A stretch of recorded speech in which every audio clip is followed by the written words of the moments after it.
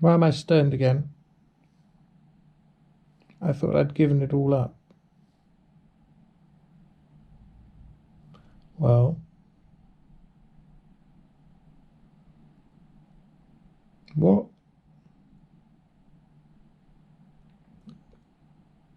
I'm doing is letting myself go a bit. Like, not completely, but when I stopped smoking drugs earlier in the year,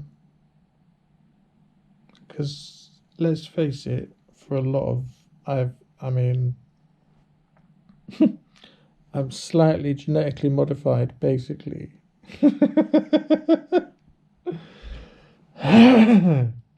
I just mean, like, I smoked weed for that long that my brain chemistry is adapted to, like, the dopamine circuit and the serotonin circuit and the whole thing is set up to run with THC as a available brain chemical, basically.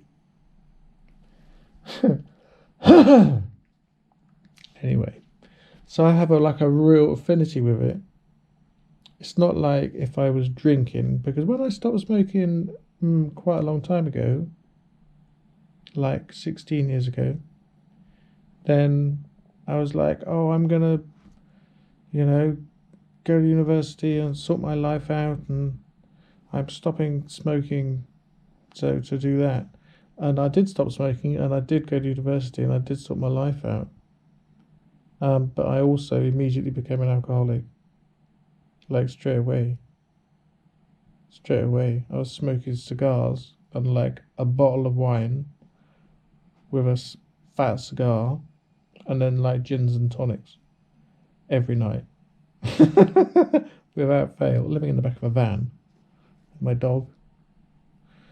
Those are the good old days. Is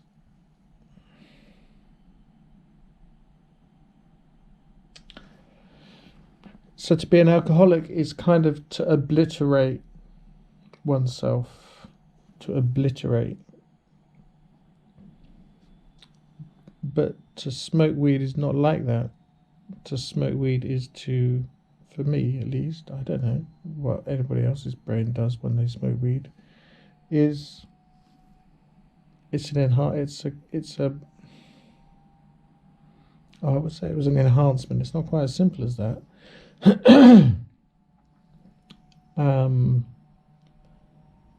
It's like maybe blowing bubbles into consciousness. That's what it is. So like the bubble of the air, the idea, blowing ideas into consciousness, and they have like a complete spherical reality, and they're completely like complete and isolated. And imagine the inside of them is like a mirror. When you're in a bubble, when you look at it, it's like a mirror. You see it underwater. If you go scuba diving, you see a bubble. It's a mirror at the interface between the air and the water.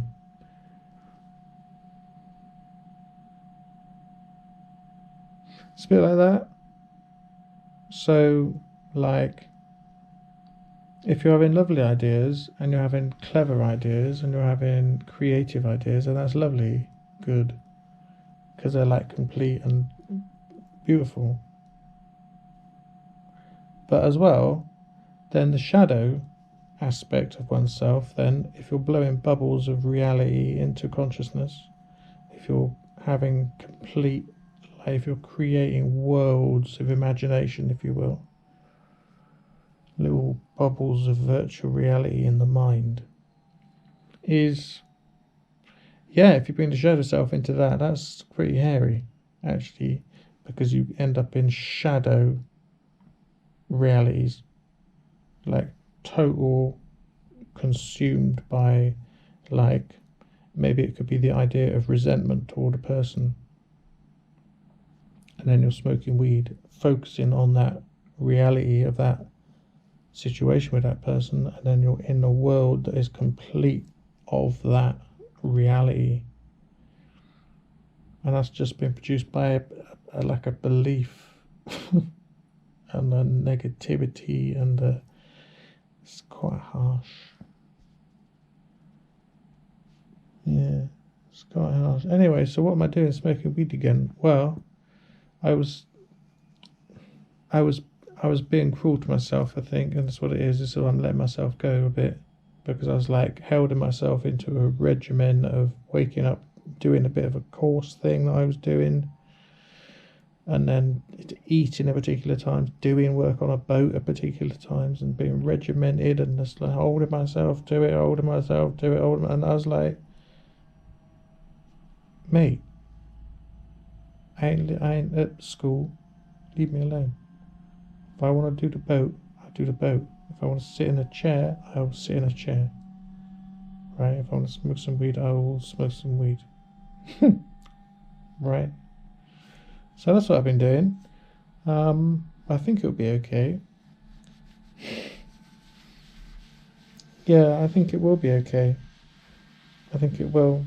I'll settle into like a settling into love with myself. Just finding that